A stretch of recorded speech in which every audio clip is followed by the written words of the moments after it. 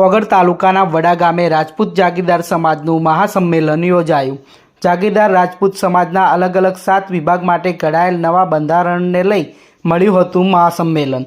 દેવ દરબાર જાગીર મંઠના મહંત બળદેવનાથ બાપુની આગેવાનીમાં આ મહાસંમેલન યોજાયું હતું, જેમાં સમાજ સુધારણાના અલગ અલગ 15 જેટલા મુદ્દાઓનું બંધારણ કરવા પર ભાર મૂકવામાં આવ્યો છે।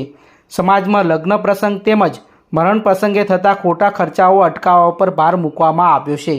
આ કાર્યક્રમ દરમિયાન મોટી સંખ્યામાં સામાજિક આગેવાનો, રાજકીય આગેવાનો સહિત યુવાનો મોટી સંખ્યામાં ઉપસ્થિત રહેલ। એની ચિંતા થવી જોઈએ। એના માટે પૈસા ઉડાડશો તો તમને સમાજ વાહ વાહ કરશે, વાહ કે તમે એક સારું કામ કર્યું છે। એની જરૂર છે મિત્રો।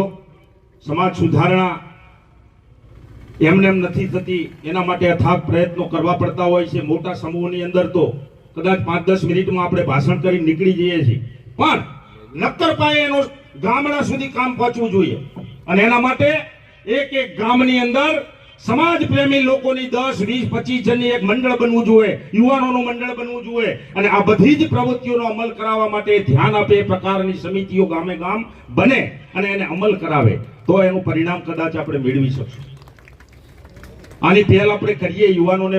હમણાં ભાઈ યુવાન આવીને બોલ્યા, મને ખુશ થયો કે ભાવિ પેઢી તૈયાર થઈ રહી છે। તમે બધા ચિંતા કરો, હવે પછીનું સુકાન છે એક આપણા યુવાનોના હાથમાં છે। સમયની પાબંદી છે, હું વાતને આગળ નહીં વધારું।